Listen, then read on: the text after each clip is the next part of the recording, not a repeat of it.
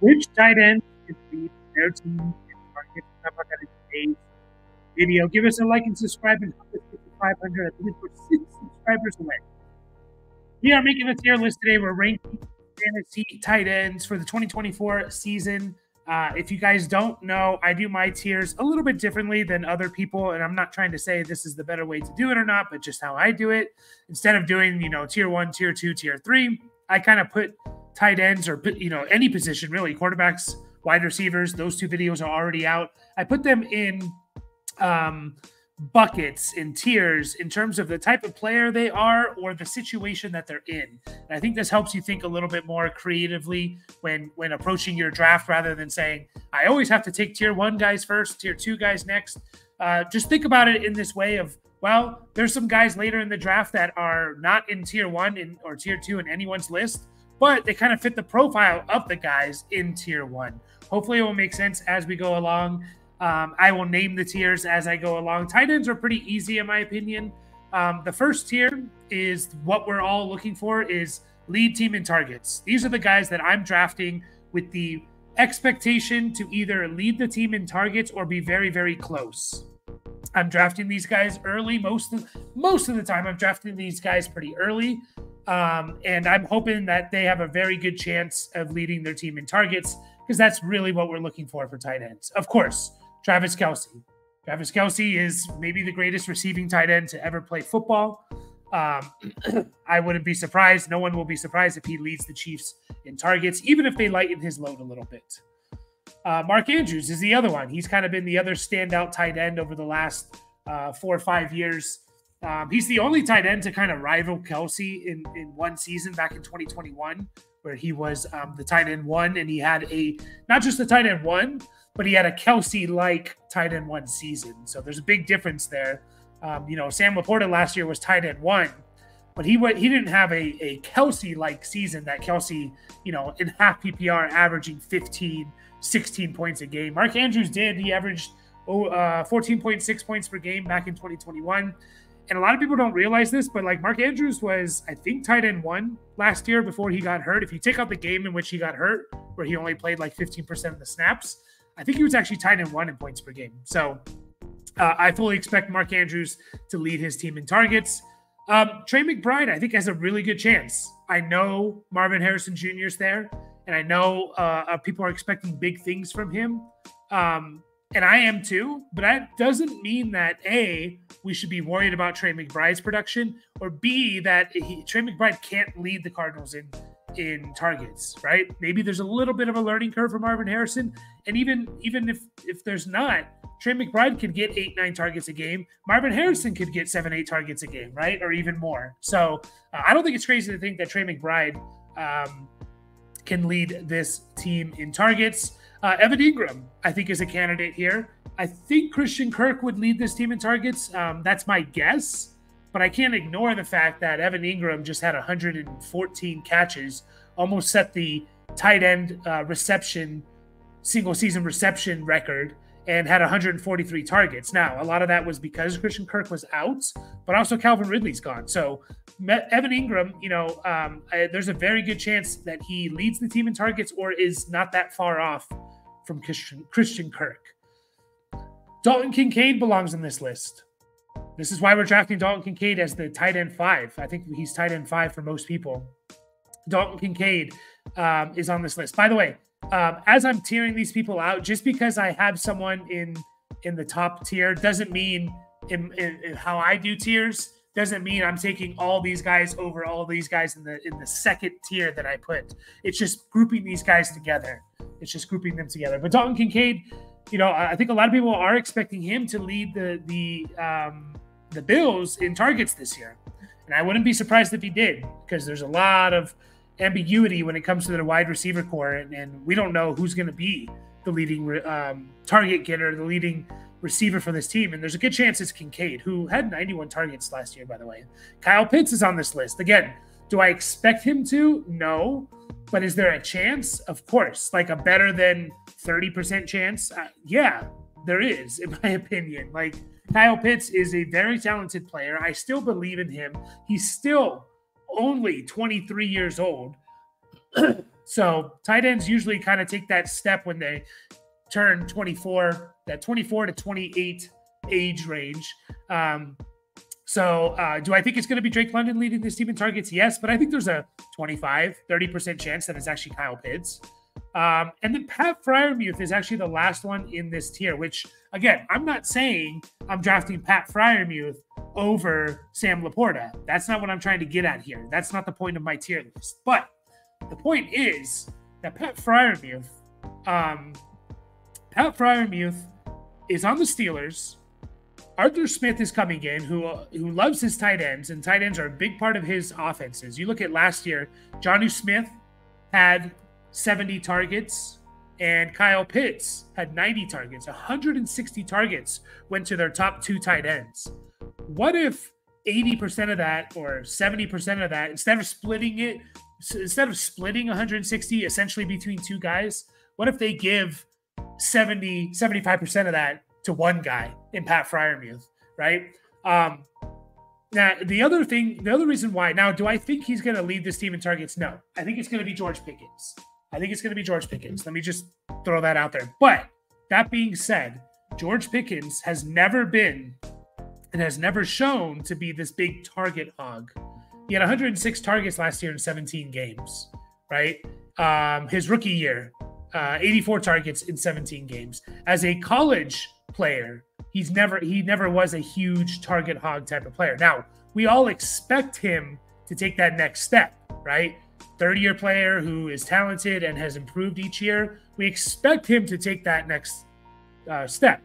That being said, there's a chance that George Pickens is just a 6-7 target per game type of guy. That's the type of receiver he is. Excuse me there. So Pat Freiermuth. And this is where hopefully my tiers kind of help you, because no one has Pat Freiermuth close to these guys or any of the guys in the next tier. Pat Freiermuth is tier 4, or whatever tier Pat Freiermuth is for most people.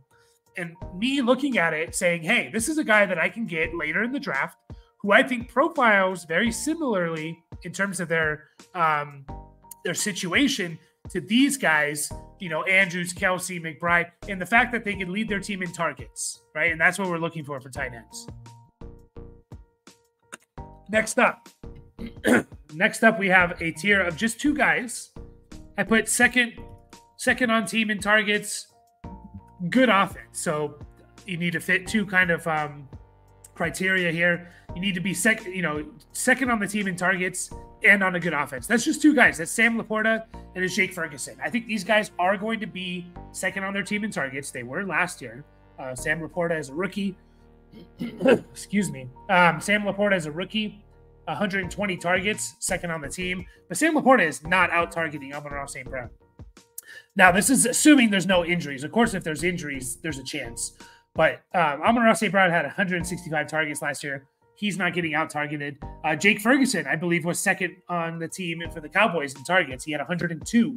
Obviously, he's not going to be out-targeting CeeDee Lamb, barring injury. So these are two players that are second on the team in targets, and they're on really good offenses. And for that reason, you can make the argument, that you can take Sam Laporta over anyone on this list, because just because they're not leading their team in targets doesn't mean they can't be tight end one.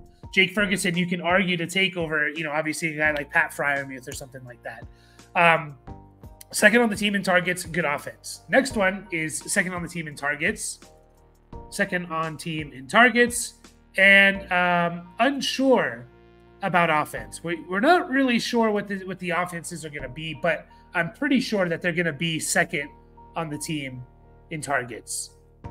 Njoku, it's a little sketchy there because, there's Jerry Jeudy and stuff like that. Like, there's Jerry Jeudy, and they seem to like him. Is he actually the second on the team in targets? So Njoku, I don't feel as confident it's going to be second on the team in targets, but I think there's a chance he is, but we are kind of unsure how that offense is going to be with Watson and how it's going to be for Njoku with Watson.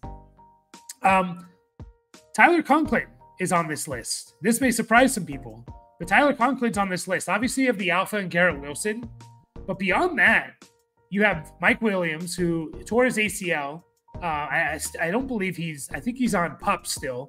So he's not even practicing. He's going to be 30 years old early on in the season. Tore his ACL, has never been a huge target guy, right? You know, he had a couple of good years there with the Chargers, of course, because they were throwing so much. But so you have Malachi Corley as well, who's a rookie, and we don't really know what his role is going to be. Alan Lazard, I believe, is still there. Xavier Gibson. But the fact is, like, beyond Garrett Wilson, there's a spot for a number 2 player here, and it could just be Tyler Conklin, who, by the way, Tyler Conklin has 3 straight years of exactly 87 targets. 3 straight years of 87 targets, which, FYI, in case you didn't know, that was 3rd on the team last year. It was Garrett Wilson, Breece Hall, and then Tyler Conklin was 3rd on this team. I expect Breece Hall to not get 95 targets. I think Tyler Conklin could get 80 to 95 targets, maybe even 100, and that's going to be 2nd on this team. But we're unsure about this offense a little bit, how it's going to run, what it's going to look like. Brock Bowers I put on here as well. I just want to say I think I'm kind of out on Brock Bowers and drafting him. Rookie tight end, and I'm not 100% confident what the pass volume for the Raiders is going to be. But that being said, I think there's a chance he's the 2nd on the team just because he's very, very talented. I do think it's going to be obviously Devontae Adams and Jacoby Myers, but there's a chance that Brock Bowers is there, and I have to acknowledge that. And then TJ Hawkinson. Now, TJ Hawkinson, there's obviously the coming off a major injury, didn't get surgery till January. There's a good chance that he's not ready. But that being said, I'm making this on August 7th. I'll do probably an updated one right before the season starts for each position group, and we'll see if TJ Hawkinson is still here. As of right now, we don't know if he's going to miss this any time. We're going to assume he's not, and I think he will, but let's just assume he's not for now for this exercise, and we'll go from there. Next, we have guys that are just good on good offenses and good tight ends, but they don't really fit into the lead the team in targets or 2nd on the team in targets. George Kittle is going to be 3rd or even 4th on this team in targets, in my opinion. It's Ayuk, it's Debo, and then it's Kittle and McCaffrey. Kittle last year had 90 targets. McCaffrey last year had 83. So there's a chance that Kittle's 4th on the team in targets. Now, if Ayuk gets traded, depending on who returns to the 49ers in the trade, there's a chance that he will be 2nd or 3rd. But as of right now, I don't think we can reasonably expect Kittle to be any better than 3rd on this team in targets. Now, maybe I'm wrong there because I think he might have actually out-targeted Deebo Samuel. He did 89 targets for Deebo Samuel and 90 targets for George Kittle, but Kittle played 1 more game. So you assume if they played the same amount of games, or Debo would have out-targeted him if he was. So there's a chance he is 2nd on this team in targets even without a trade, but I'll just put him in comfortably in this. He's not a good offense. He's a good player. He's probably going to be a top 5 tight end, but he's not 1st or 2nd on his team in targets guaranteed, which will lead to some inconsistencies, some ups and downs, and that's kind of the player that Kittle is. Dalton Schultz, another one on a really good offense that we're expecting big things from with CJ Stroud year 2, but the fact is he's probably going to be 4th on his team in targets and maybe even 5th considering Mixon's there. He's not going to out-target Nico Collins, Tank Dell, or Diggs. I don't think so.